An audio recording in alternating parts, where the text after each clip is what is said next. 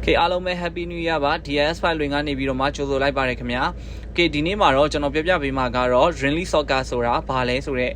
ခေါင်းစဉ်နဲ့ကျွန်တော်ပြပြပေးမယ်ဘာလို့လဲဆိုတော့ကျွန်တော်အခုမှစဆော့မယ် new player တွေအတွက်ဒါဒီဗီဒီယိုလေးကျွန်တော်ရှင်းပြခြင်းဖြစ်ပါတယ်ဘာလို့လဲဆိုတော့ဒီညီကိုရဲ့စိတ်ထဲမှာထင်ထားတာက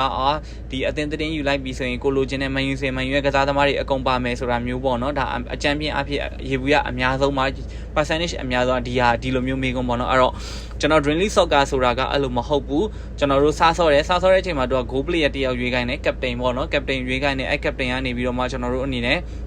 ဒါတခြားကစားသမားတွေနဲ့တွဲပြီးတော့ကျွန်တော်တို့ပေးထားရပေါ့နော်အဓိကပြောချင်တာကကြတော့ကျွန်တော်လူစရင်ဒါ brother ထင်ထားသလိုမျိုးဒီအမှကျွန်တော်မန်ယူလင့်ပေးလိုက်လို့မန်ယူကစားသမားတွေရလာများဒါမျိုးမဟုတ်ပဲနဲ့ဒါပေါ့နော်အခုဒီလူစရင်ဆိုရင်ကျွန်တော်တို့က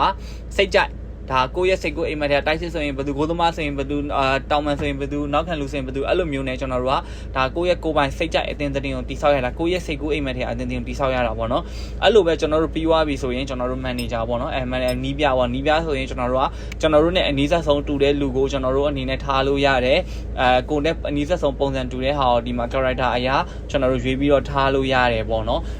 ဒါကလည်းစိတ်ကူးထဲကျွန်တော်တို့ရဲ့ manager ကိုယ်တိုင် manager လုပ်နေတယ်ဆိုတော့ကိုယ်တိုင်နီးပြလုပ်နေတယ်ဆိုတဲ့သဘောတဘာဝပုံစံမျိုးပေါ့နော်။ Okay ပြီးတော့ကျွန်တော်တို့ဒီမှာကွင်းအနေထားမြက်ခင်းအနေထားဘာညာတရကပေါ့နော်အစုံပေါ့နော်ကျွန်တော်ဒီမှာကစားကွက်ကအစားကျွန်တော်တို့ကအားလုံးဒီဒါ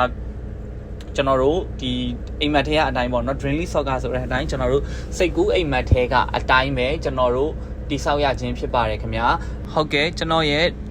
ဒီ YouTube channel လေးကိုလည်း subscribe လုပ်ပေးတော့ပါအောင်ခင်ဗျာကျေးဇူးအများကြီးတင်ပါတယ်။